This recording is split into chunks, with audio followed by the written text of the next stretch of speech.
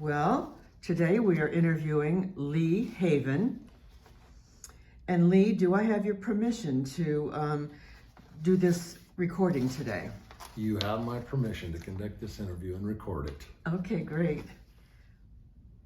And where did you and Martha moved here together? Were you married then? We did. Okay. We are actually high school sweethearts and got married in 1974 and moved out here, and I've enjoyed 40 years of bliss. How many children do you have? We have 3 children, 11 grandchildren. Wow. What did each of you do as a profession when you moved out here?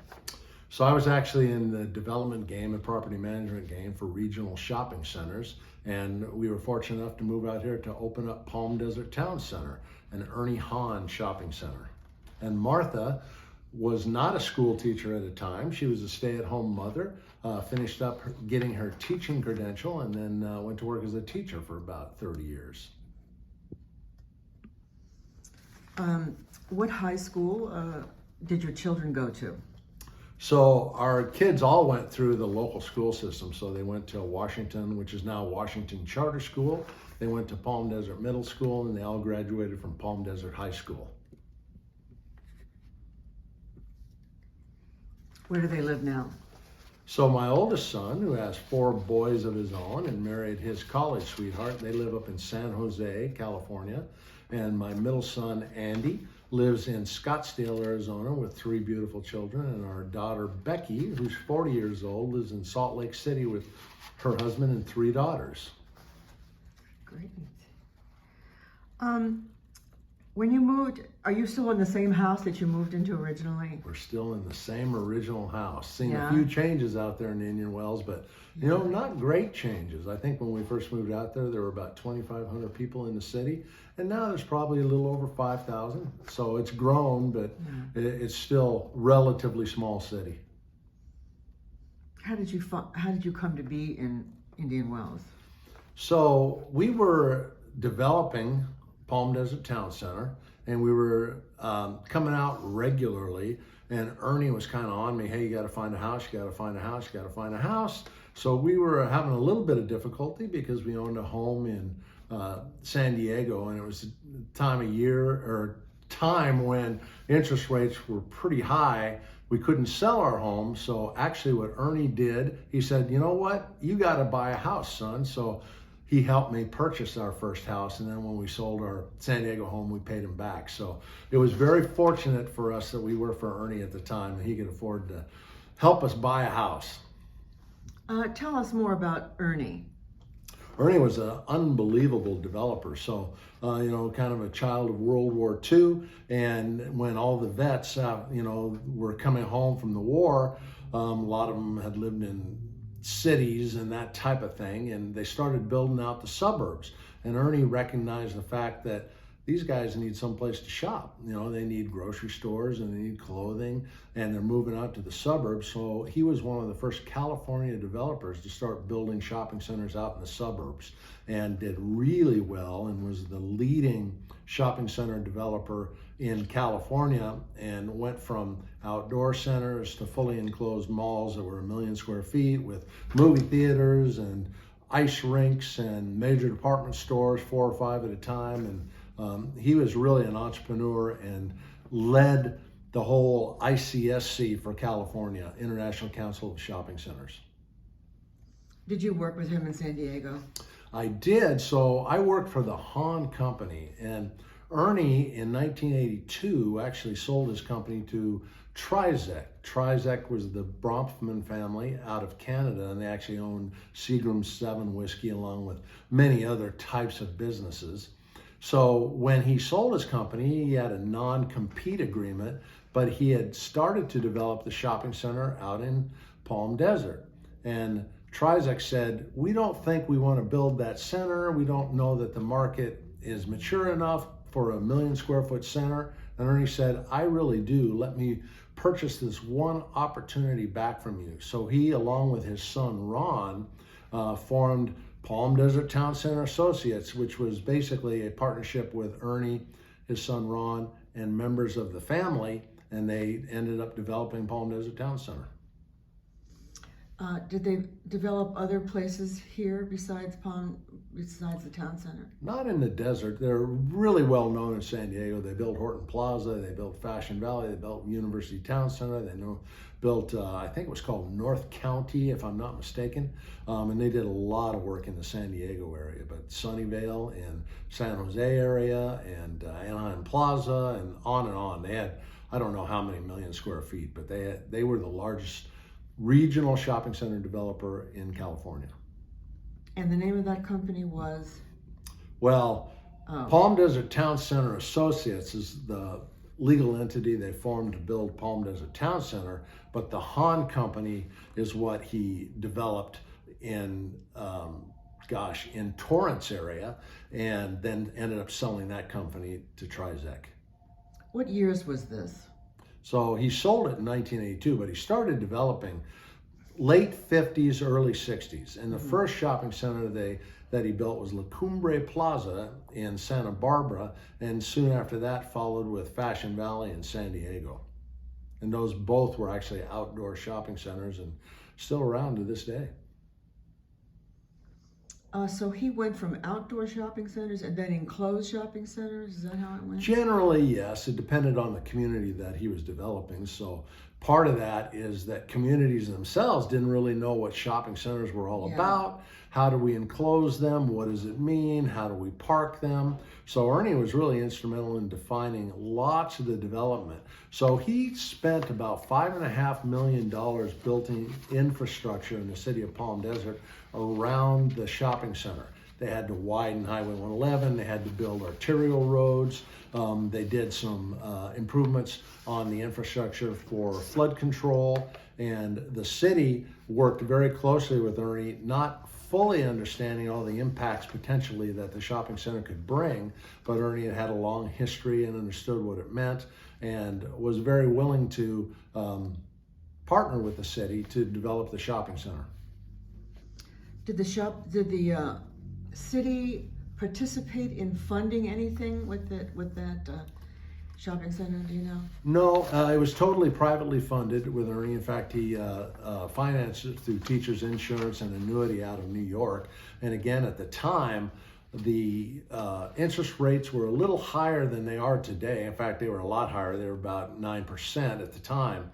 And when you finance with a company like Teachers Insurance that just had to place money regularly, they really were not interested in prepaying the note back because they would have just had to turn around and fund it. So we actually had a term of the agreement that he would not pay back the loan early. So that was always a bit of an issue, but then over time, and eventually he sold the shopping center and negotiated with teachers, and they allowed an early buyout with some penalty, but still worked out in the end.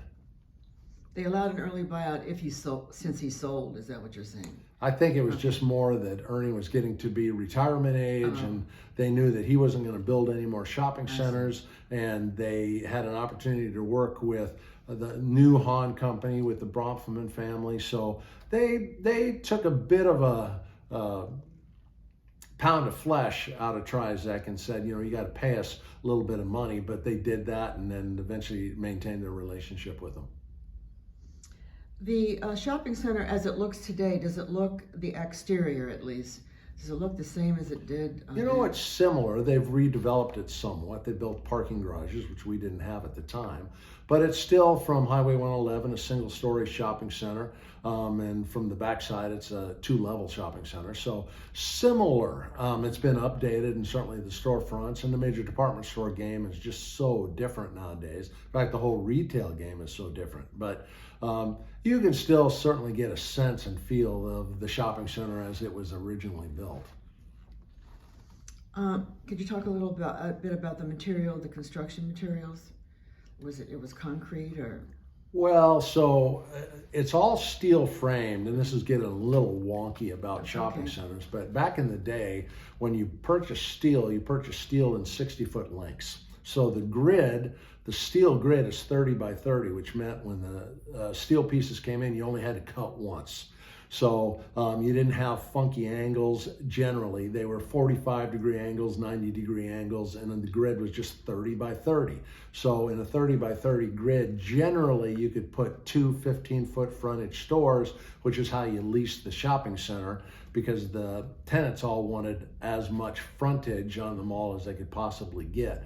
And then they had what they call X bracing every 30 feet. So that, again, a little bit wonky, but it gets into how you can develop the stores themselves. And then you get creative, because bottom line is the developer makes his money by leasing out as much space as he can lease out. And the smaller you can make the spaces, the more per square foot you can lease the spaces for. So we were very successful. We did not break even for the first 4 years. But after that first 4 year, we started making about $1 million a year, which in the time was pretty good money. And it was getting more and more successful. Summers were getting a little better. Tenants were determining how they had to navigate the summer seasons. We had to make some rent deals here and there, but overall, it was a very successful center, which is one of the reasons why Trizec purchased the center back from Ernie after he developed it. When you say frontage, do you mean inside? Is that inside the mall itself, or was there things that? We had some outdoor stores, but when I say frontage, I mean inside the mall. Okay.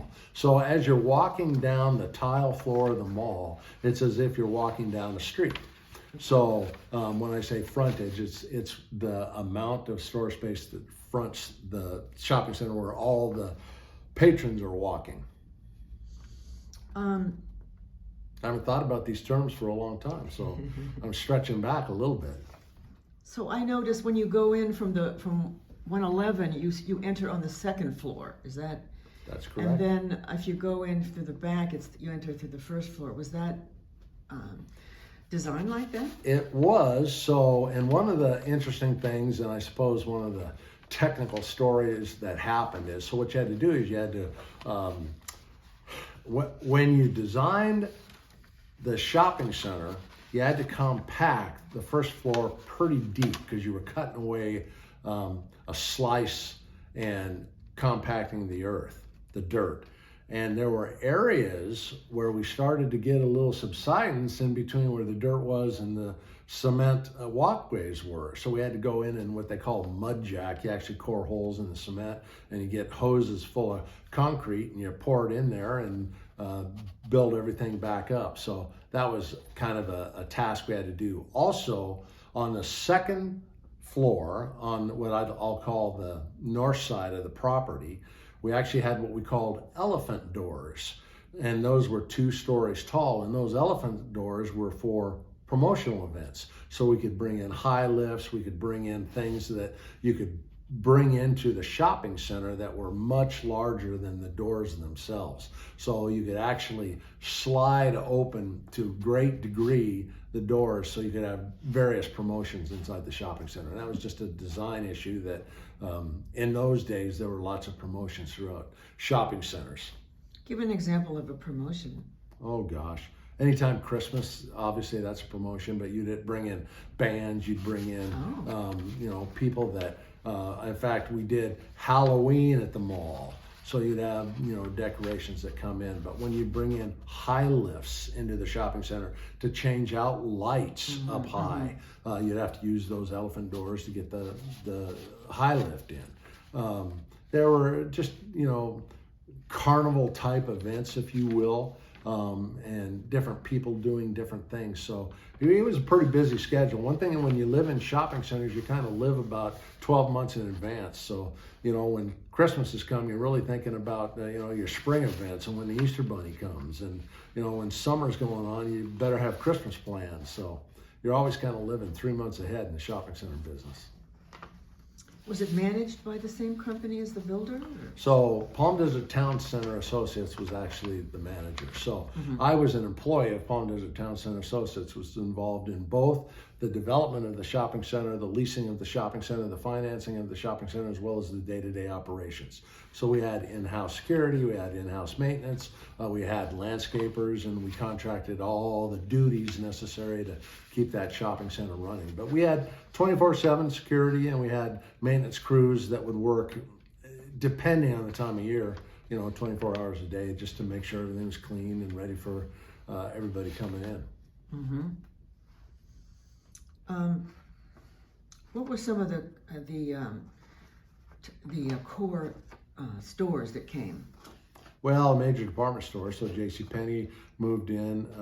May Company was there. In fact, just real quickly, one of the reasons that Ernie insisted on building the shopping center, the rest of the center, based on assurances that Ernie gave them that he was going to build the shopping center. And May Company owns their own ground. Typically, they built a store in the shopping center on what's called an unsubordinated piece of ground, and they didn't own it. But Ernie felt very strongly that he could not leave them hanging in the wind like that, and he said that's one of the reasons why he negotiated with Trizec to buy the shopping center back so he could build it and fulfill his promise to May Company. Robinson's was there. Bonwit Teller came in a little bit later. So we had a vacant major department store site that we worked on Bonwit Teller for a long time. They were a little concerned that the desert wasn't a 12-month market for them. They knew that during the season, lots of high-end customers would come shop at their store, and they felt that they could do pretty well there, but they were concerned more about the 12-month period. And then not too much later, actually, after they opened at Palm Desert Town Center, maybe 2 years, not much more than that, they actually closed all of their California stores and just went back to Texas and concentrated on what they were doing now, what they were doing then. So it was just a short history of Bonwit Teller, and then I think it was, gosh, who's there now? Is it Which one? Buffum's, I think, maybe moved in there? I can't remember. Macy's? Who's there? Anyway. Yeah. Did you have to, how hard did you all have to work to get people to sign up to be, a store in there? So here's what typically happens when you lease shopping centers. You kind of have the premier locations. And based on Ernie's history, his reputation, his knowledge of the tenants, they filled up about 70% of it pretty quickly. That last 30% was a little bit more difficult. We tried to go over to El Paseo and talk to lots of the tenants there. And, quite frankly, just tried to get as many as we possibly could. But a lot of those tenants, their market was just different. And some of them weren't happy to see us come in. But over time, we just kept working at it. And probably after the first year, we were about 85% leased. After the second year, we were about 90% leased. And third year, we were between 95 and 98% leased most of the time. Mm-hmm. So it was a bit of a struggle at the start, but as reputation grew, as people understood sales were good, as people understood, particularly retailers, that they can make a buck there, then they started leasing the space.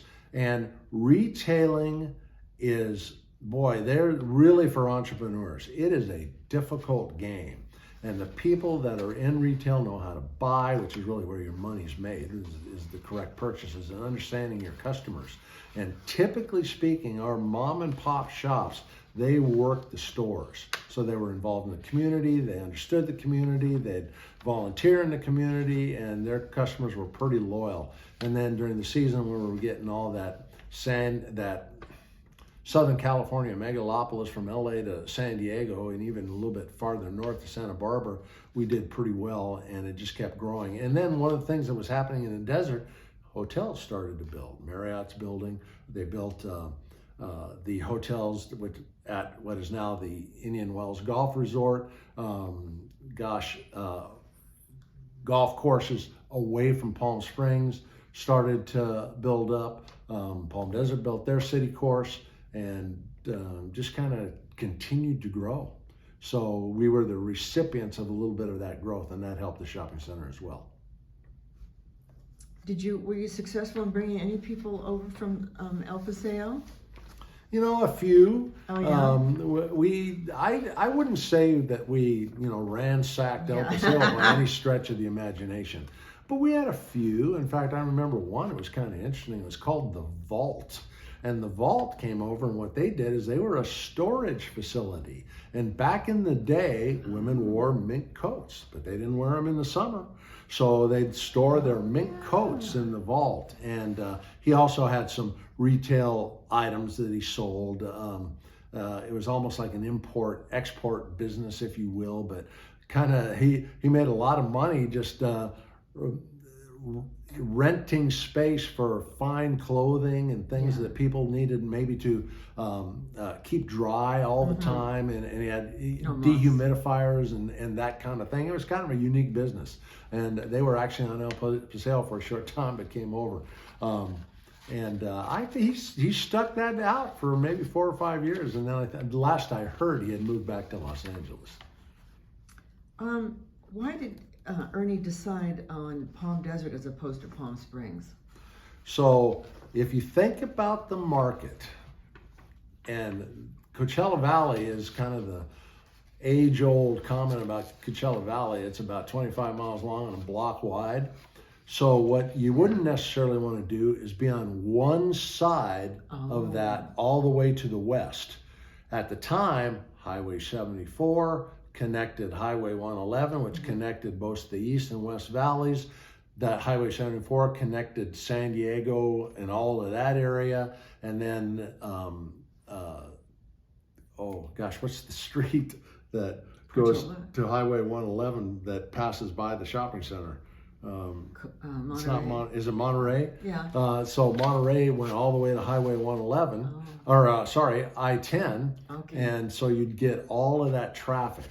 And not a small item is there was a plot of land for sale big enough that you could build a shopping center there as well. And again, the infrastructure needed to be built up, and Ernie spent about $5.5 million that he granted to the city of Palm Desert for ingress, egress access to the shopping center, which included access for the buses, Sun Bus, and so there was a couple stops that we built for them and actually moved them because we originally had it inside the shopping center. It just didn't work very well, so now it's outside the shopping center with some good cutouts and enough room to park 2 or 3 buses at the same time. Was there food courts inside? So we did have a food court. So we built the ice rink when the shopping center opened, and we had a food court on the upper level around the ice rink, which included an arcade, which were kind of big at the time. Now you think about gamers, and back in those days it was pretty simple games and just kind of hitting a button here and there, playing Pong, if you will. But now all those games have done so much that particular business basically is no longer in business because you can do so much on computers and at home and gaming stations and all that kind of thing. Whereas the only place you used to be able to do that is go to Yellow Brick Road at the mall. And a good friend of mine, Mark Maduro, was the founder of Yellow Brick Road, and quarters, everything fed quarters, just like the old slot machines. So it was all a cash business too. Yeah. Where was that located? Up in the food court. Oh, up in the food court.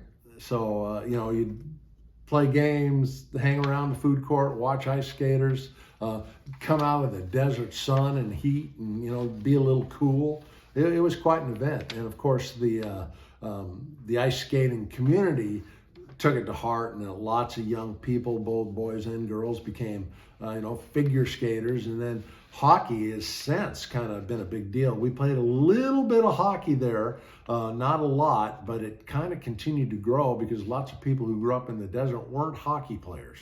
But they got a few transplants from different places, and they started a league, and it just kind of kept going. So that was always fun to watch as well. Did they rent out the skates? They rented out the skates. People had their own skates, and we used to have Santa come in on skates. So actually the assistant manager at the mall was a Canadian who grew up on skates, and he'd put on that Santa suit, and Santa would come in and skate around the rink for a while and walk out the door, and a different Santa would come out and sit with the kids. Sweet. Well, now this was on the second floor. So what was Well, the ice rink was on the first floor. Oh, that one, but you could see down into Oh, yeah. it? Oh, I see. Yeah. We laughed. You just made me think of something. So we built, this makes me chuckle, we built the shopping center with palm trees, particularly around the ice rink, and kind of that, we called it center court, and the food court, and we built palm trees. And Ernie came out one day, and we were walking the center, and he stopped and he goes, "We put in full-grown palm trees. Those things continue to grow. That thing can't grow another 12 inches before it's going to be poking through that skylight." So it didn't take us long, and it's not like we could take out the middle of the palm tree and shrink it a little bit. So it wasn't too long before we had to take those big ones out and put smaller ones in and let them grow. It's funny. Did you go skating at the skate rink with your family? Oh, I would say I fell my share of times over there. I'm not an ice skater, but yeah, sure, we'd take our kids there and they'd love to go ice skating, but none of the Haven family are ice skaters to speak of. How long was the ice skating rink there? Well, I was there when I was there the whole time. To tell you the truth, I'm not exactly sure when they took it out, but Maybe 10 years? Oh, at least. I mean, it was quite the draw, that's for sure.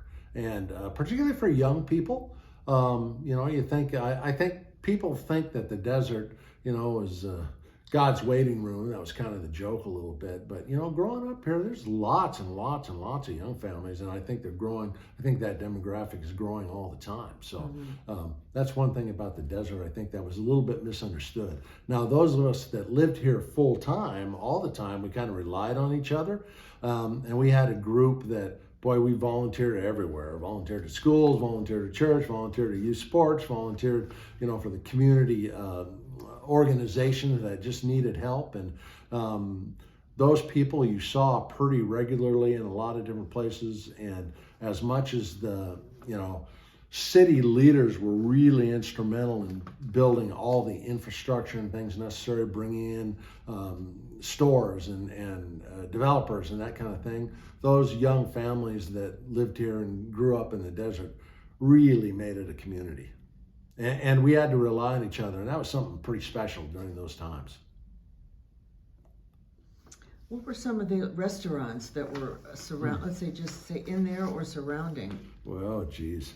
So Red Robin, we had the first Red Robin out here in the desert. The owners were from Washington State, so we did real well with that. There was kind of an iconic place called Cleves. And Cleves moved from Highway 111 into the shopping center. So we did, that helped because that was just kind of it was kind of the old wood paneled meat and potatoes type of restaurant. And lots of the people who grew up here forever going to Cleves became, regulars there. And I just think all of that type of ambiance really helped the shopping center grow. We also had a Sizzler that out on in the parking area along Highway 111, and there's a crowd for Sizzler, but all of that is a little bit, I would say, more family style oriented, which so strategically some of that always helped the center. High-end restaurants, that, oh gosh.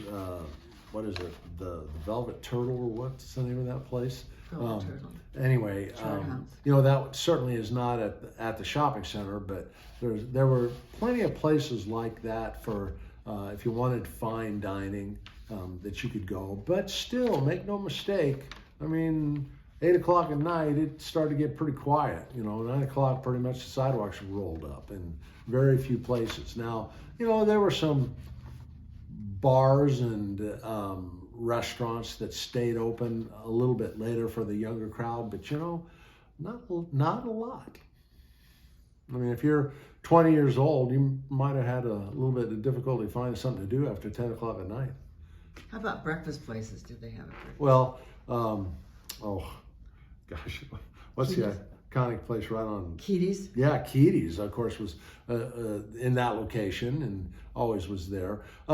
So Cleve's served breakfast as well, and at the mall. But there were a few places. I would say a little bit more hole in the wall type places.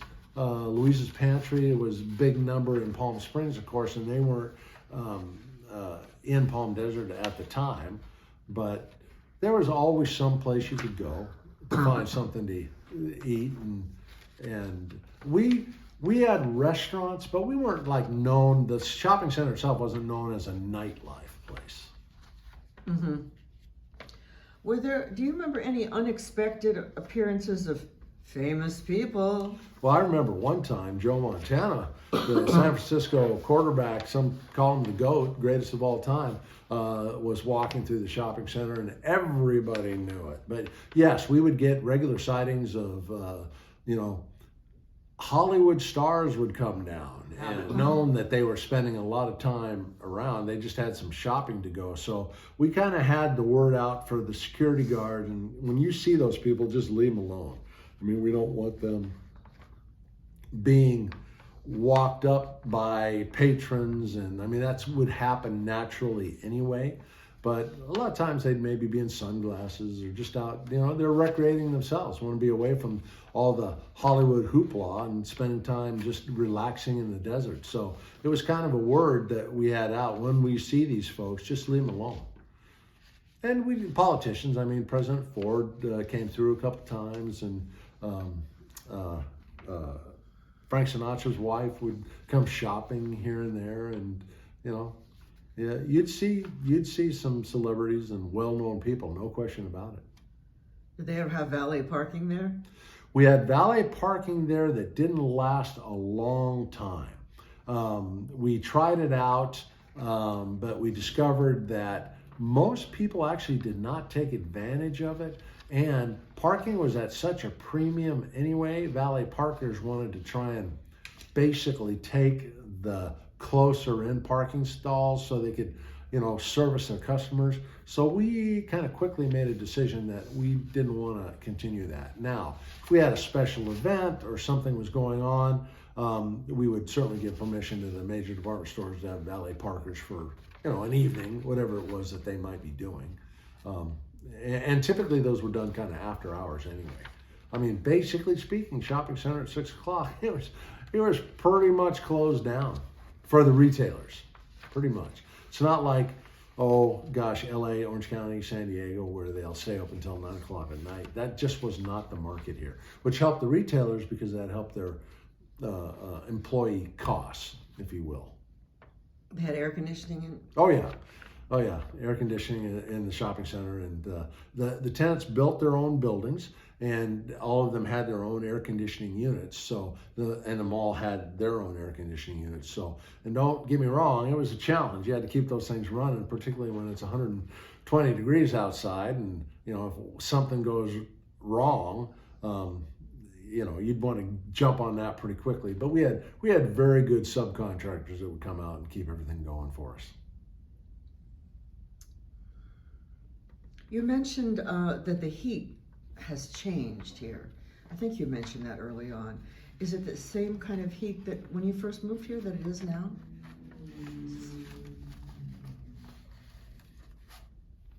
I'm not a climatologist for sure, but my observation is that it was drier at one time than it is now. I think it's still drier. I think it's drier in the winter sometimes than it is in the summer. And it used to be in the summers were pretty doggone dry.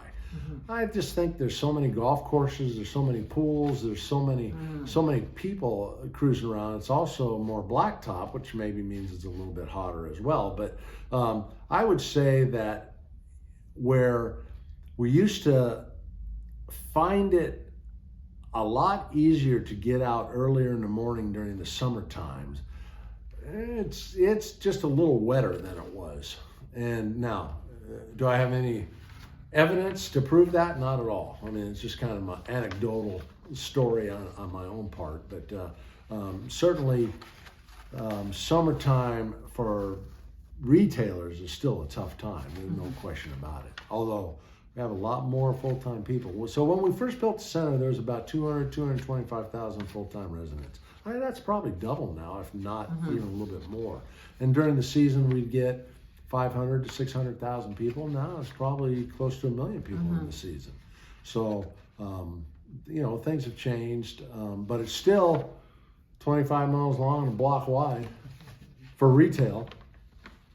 Did Fred Waring go through at the time? Fred Waring did go through. So, and that went all the way from Highway 111 to, I think, Indio, and however far it goes out there, maybe Monroe or something like that. Anyway, but it wasn't traffic. I mean, still Highway 111 was the most traffic. For the locals, Fred Waring was kind of the way to get around. But it's a lot more crowded today than it was back, in the early 80s, mid 80s, early 90s. What kind of grocery stores were here at the time? Well, Ralph's in Indian Wells was kind of a big one, but Albertsons was here, and Vaughn's had a store or two, but La Quinta hadn't grown like it has now. Even kind of that whole Washington Street corridor was not like it is today by any stretch of the imagination. That's been widened, lots of stores. There was vacant lots all along Washington Street. If you wanted to kind of Monterey, Cook Street, those were generally speaking kind of the modes of transportation. If you had guests coming in that needed to stay at a hotel, where would they stay near here? Hotel Haven, I guess. So it certainly helped when Marriott opened their location, but people would stay in small hotels. And we had a number of them in Palm Desert. But all honesty, most people came to visit us, just kind of stayed with us. Everybody have young kids, and we just pile everybody into the house and that kind of thing. So I don't know how typical we were, but that's kind of the way we'd do it. Where would you go swimming at the time?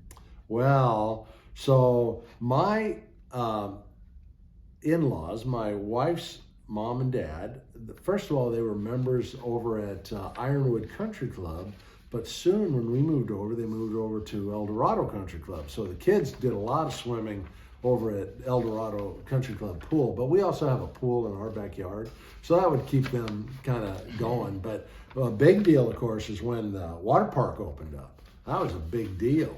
And they'd spend some summer days at that water park in the Palm Springs area, for sure. What was the name of that water park? I can't remember the name. When did we it just close call it down? the water park. It was. They had the big slides. They had the big water slides. Yeah. And, all that kind of thing. So there was actually another one that opened up kind of out in the desert hot springs area that did not last very long at all. That wind blows out there, and boy, you just get pelted with those grains of sand. It's not very pleasant. And that one did not last very long. But I think the water park might have reopened under a different management, if I'm not mistaken. It's been a long time since my kids were little going swimming out here. And, another thing that we do, especially in the summer, we'd actually maybe take Friday night after work and we'd drive over to the coast. So we'd, make it either a day trip or a one night trip, stay at friends, stay at, relatives' house, something like that. And then come back, Saturday night. So we did that a few times. What was the route that you would take? So we'd go over Highway 74 if we were would. going to San Diego, and we'd just take I-10 if we were going to Newport Beach, and kind of cut the angle through Riverside and that kind of thing. Go through Corona. Was there a ribbon cut at the shopping center? Was there ribbon cutting? We did. We had what we called laughingly kind of a soft opening, because it was November 5th of 1983 is when we had the ribbon cutting. Lots of dignitaries, and it was just packed. I mean, I'm not sure how many people would have been there, but it was in the thousands for sure. And the stores, of course, just did great. And if you know anything about shopping centers, one of the things that's happening is all the tenant improvements are going on. I mean, people are climbing around your store buying things, and the contractors are in the back of the room, making sure the lights are on and that kind of thing. But the night before, we had a huge crew because we had 2 inches of sawdust on every inch of that shopping center. So literally for about 24-hour period all night up until that opening, we had crews. We were running, floor cleaning machines, and guys are sweeping and, moving things. It was kind of like, throwing things in your closet when the neighbors come over just to clean up your house. Back of the house wasn't all that clean, and boxes and all the merchandise that was coming in for the stores. And we were pounding all those boxes into our trash compactors, which were getting filled up right after left. We had special times where they would come and pick them up, and oh man, it was something to see. But hopefully the patrons never saw any of the back of the house. But it was.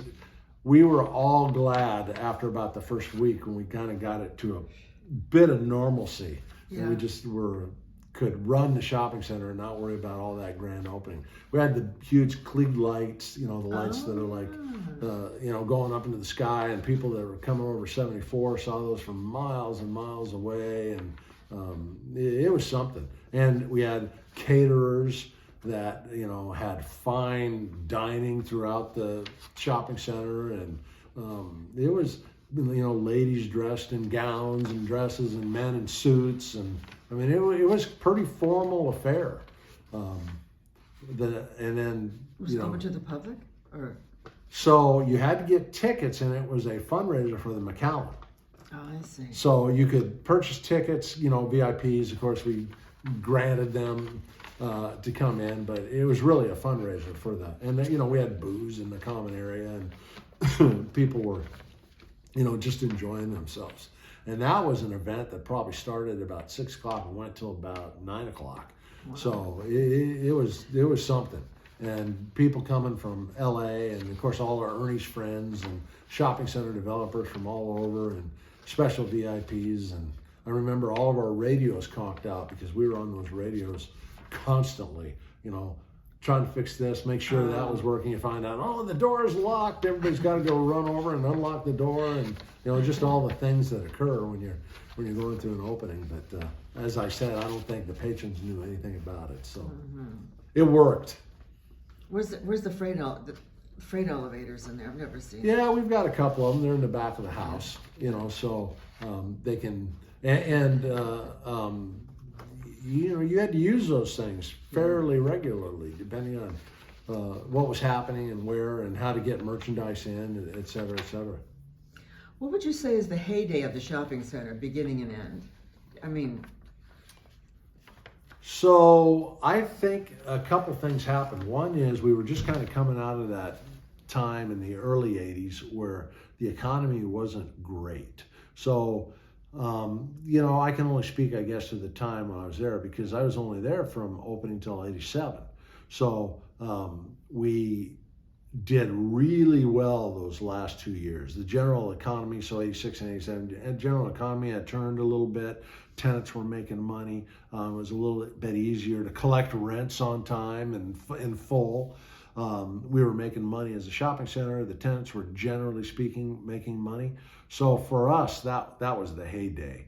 I certainly lost track after we ended up selling that center, and we ended up selling it back to Trizec, who operated it for a long time until they sold it to Westfield.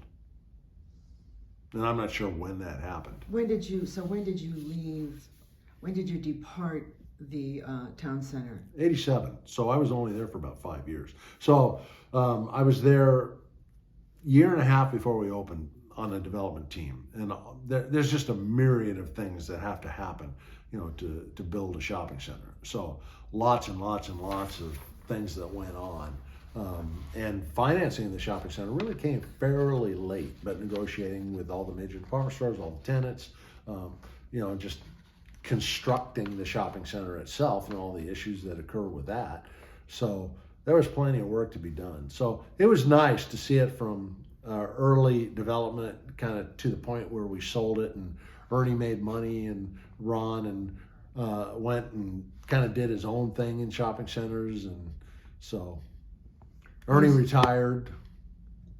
Yeah, so is he still on this earth? No, Ernie and his wife Jean are both passed, and Ron's 80 years old now.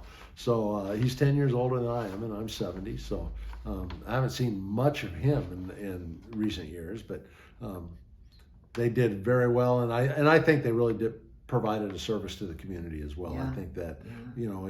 it's served the community well, and it's been a great place for a community to gather and do things like that.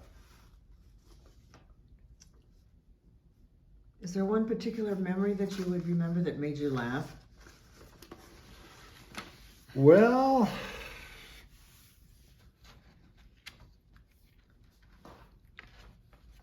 I would say it's later than that, but I was thinking a little bit about that question, and it was a little bit later. So I was the face of business, and Palm Desert had built a bridge. The city of Palm Desert had built a bridge on Portola.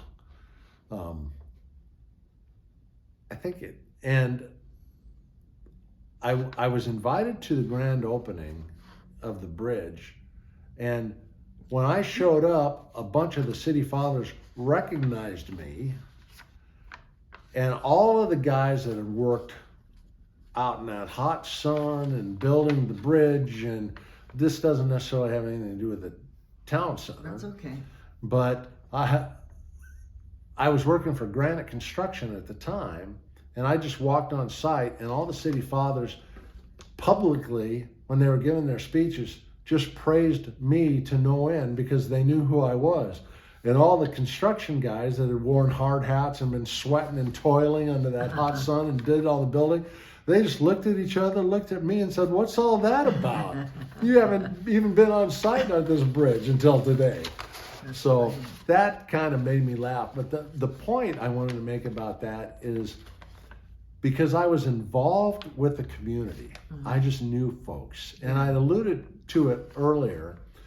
When you're a young family member during those late 70s, early 80s, into the 90s, when all the schools were building, Palm Desert Town Center had just been built, we're dealing with youth sports, and you see the same dads and moms coaching and teen moms and that kind of thing, and they're just involved in the community. The farmers, Mark Nickerson from Prime Time, he used to have an October event out at the farm where he'd put hay on the tractor trailers, and all the kids would go out there and mess around with quads, and we'd just be out in the fields, and they'd have a big barbecue. It was a marvelous time to be in the desert for young families. And that time was? Oh gosh, early 80s. Okay. Yeah, early 80s, mid 80s. And, I would say to anybody that has an interest in moving out to the desert, just do it. Just do it. I mean, it is a marvelous community out here. And what they need are people to be involved. Get involved. Kind of my best piece of advice for anyone is have a bias towards action. Go do it. If you're thinking about doing something and it's a passion, go do it. Because your community needs you. You're going to reap all the benefits. You're going to make unbelievable lifelong friendships. You're going to be fulfilled. You're going to do things that your community will forever be grateful for. You're not necessarily going to get pats on the back, but you'll know, and you'll meet with your friends, and you'll laugh about things that you did back in the day. And I think that if one piece of advice I could give is have a bias towards action and go do what you can do.